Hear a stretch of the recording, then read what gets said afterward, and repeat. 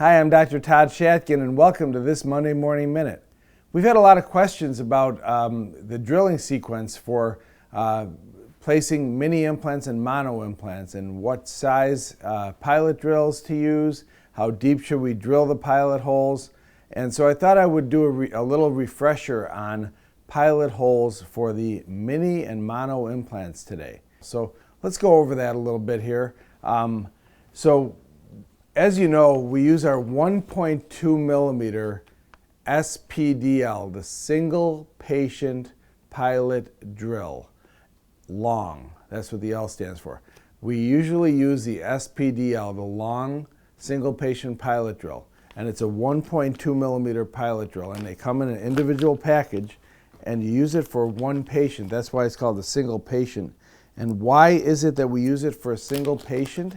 It's because these pilot drills are very, very thin, and if you start autoclaving them, they can become very brittle and they could possibly break off in the patient's jaw, and you don't want that to happen. These are titanium pilot drills, but if they break off in the patient's jaw, you're going to have to go retrieve it, and that can be difficult. So that's why we recommend using a brand new one for each patient. I know for a fact some of you don't do that, and I'm a little concerned about that because you will potentially, if you autoclave it one or two times, they will get brittle and it could break in the patient's jaw.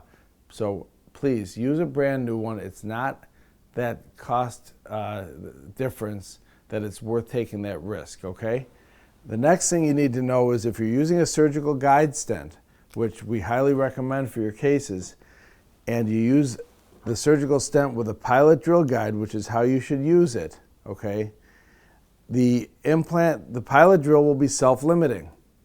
You'll drill your pilot hole all the way down till it touches the surgical guide, the drill guide, okay, the pilot drill guide. So you don't have to worry about the depth of drilling when you're using a stent because it's already been predetermined to the right measurement that you're going to drill. You're going to drill all the way down until the drill hits the drill guide. Then you're going to take it out, take the drill guide out, and screw your implant right through the surgical guide stent.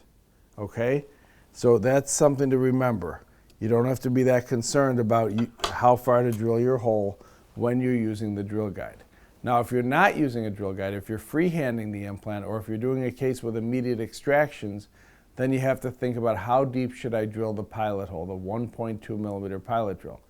You're going to drill it about 50% for type 3 bone, about 60% for type 2 bone, and about 80% for type 1 bone. Now I'm talking about the length of the implant. You're going to drill about 80% of the overall length of the implant for a type 1 bone. So for example, if we're using a 15 millimeter 2.0 implant in type 1 mandibular bone, you're going to drill about 80% of that, which will be about roughly 12 millimeters, okay?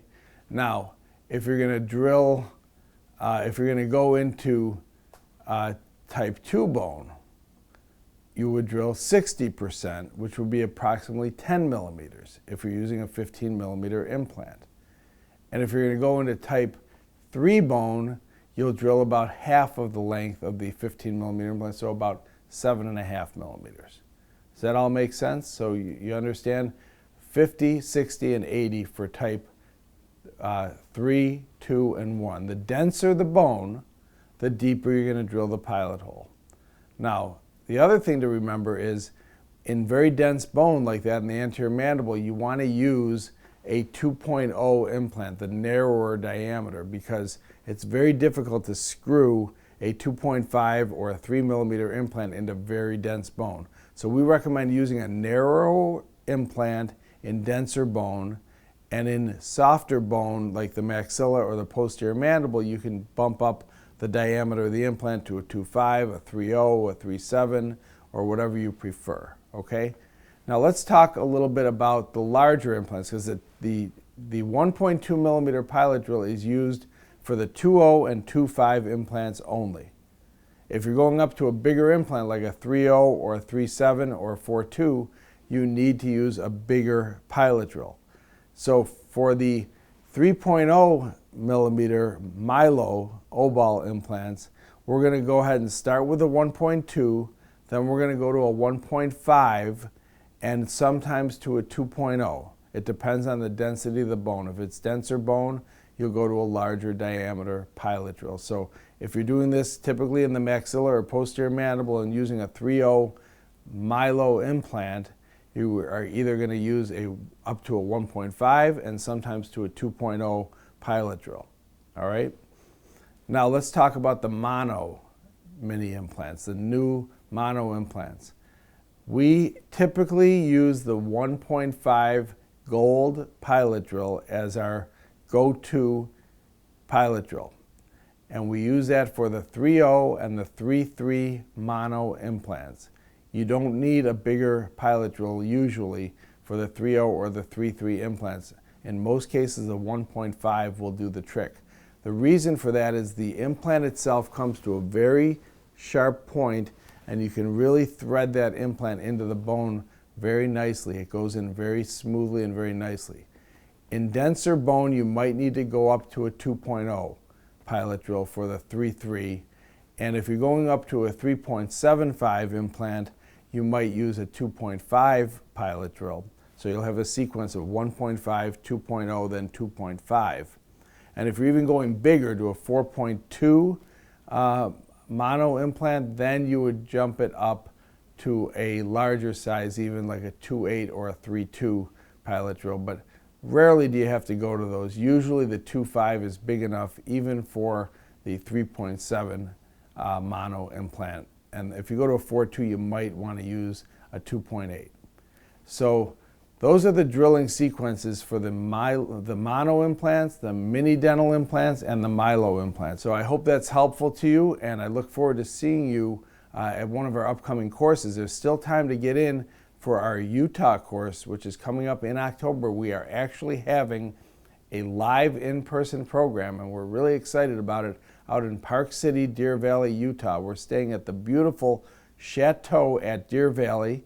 My understanding is it's very quiet there right now because of COVID, so there's not going to be a lot of people. It's going to be a beautiful environment.